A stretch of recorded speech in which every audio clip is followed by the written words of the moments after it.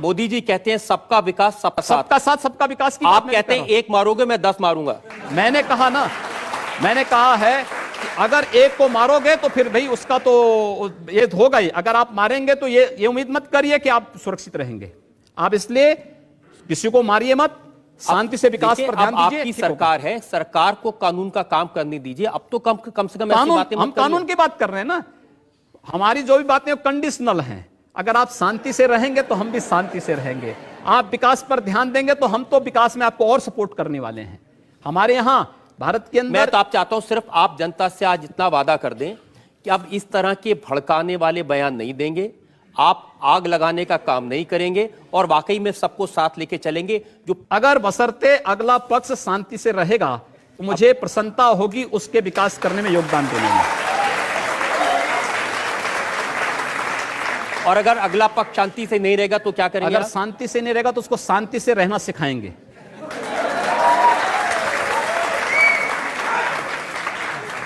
बंदूक के दम पर, मार के दम पर। जो जिस भाषा को समझेगा उस भाषा से समझाएंगे। लेकिन योगी जी, भगवान महावीर के देश में, भगवान बुद्ध के देश में हिंसा की बात करना, हाथ उठाने की बात करना, खून की बात करना, हम कब कर रहे हैं?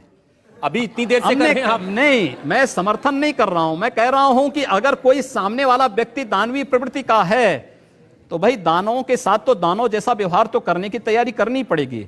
मानव के रूप में आ रहा है उसको गले से भी लगाइए।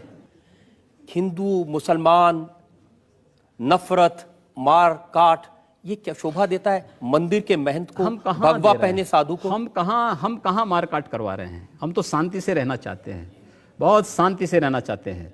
लेकिन जो लोग शांति से रहना नहीं देना चाहते हैं तो आखिर उसका भी तो कोई उपचार होगा।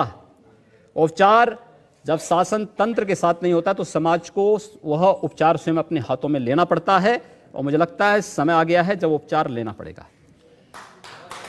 योगी जी, इस समय देश में आपकी सरकार है। जी हाँ। एक तरफ नरेंद्र मोदी लाल किले की प्राचीर से कहते हैं कि 10 साल तक दंगे फसाद को पीछे छोड़ दो, सिर्फ विकास की बात करो। एक भी दंगे की, उत्तर प्रदेश में 2.5 वर्ष के दौरान 430 से अधिक सांप्रदायिक हिंसक झड़पें और दंगे हुए हैं। एक भी दंगे की शुरुआत हिंदुओं की ओर से नहीं हुई। एक भी दंगा शुरू करने वाला ना हिंदू होता है ना मुसलमान होता है। कैसी बात कर रहे हैं आप? मैं सच्ची बात कर रहा हूं। आज लोग कह देंगे आईएसआईएस के साथ लड़ने वाले लोग ना हिंदू है ना मुसलमान है, फिर उनके लिए फतिया क्यों पढ़ा जा रहा है? आप कहते हैं कि आतंकवाद की कोई जाति नहीं होती, क्यों उसको फिर जाति के दायरे में, किसी मजहब के दायरे में उसको कैद कर देना चाहते हैं? ये तो आप कर रहे हैं कैद, मैं नहीं कर रहा हूं। ये वे लोग कर रहे हैं जो उनको उस प्रकार का देने के लिए उतावले दिखाई देते हैं। और इसलिए मैं कह रहा हूं, अगर जाति नहीं, मजहब नहीं, समाप्त करिए। आतंकवाद की कोई जाति नहीं, कोई मजहब नहीं, आप उसके साथ उसी प्रकार का व्यवहार करिए। आप आतंकवादी है, मिट्टी तेल छिड़क करके आग लगा दीजिए, फेंक दीजिए उसको, जिससे पता ही ना लगे। क्या मतलब है? ये चीजें अपने आप समाप्त हो जाएंगे। योगी जी, मुझे थोड़ा सा अजीब लग रहा है कि एक योगी से, एक महंत से मैं प्यार मोहब्बत इश्क की बात कर रहा हूं, लेकिन कुछ मामला ही ऐसा है। योगी आदित्यनाथ प्यार मोहब्बत पर पाबंदी लगाना चाहते हैं।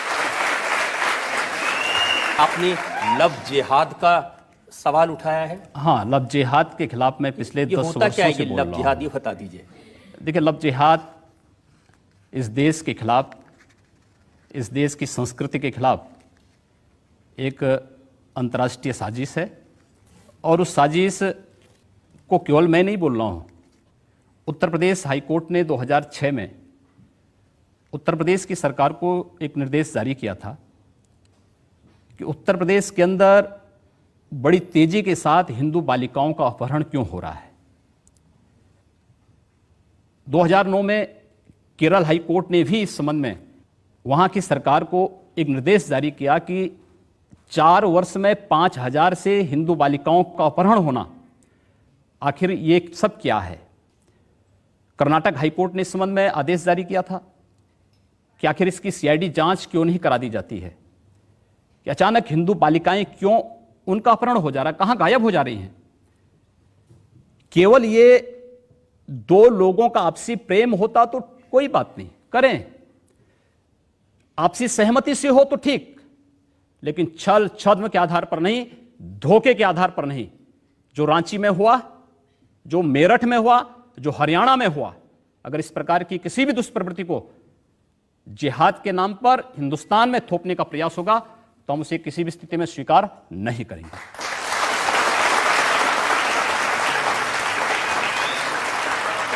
योगी जी, कुछ अजीब बात नहीं है कि अगर हिंदू लड़की मुसलमान लड़के के साथ भाग जाए तो लव जिहाद, और अगर किसी मुस्लिम लड़की से हिंदू लड़का शादी कर ले तो जिंदाबाद कहते हैं।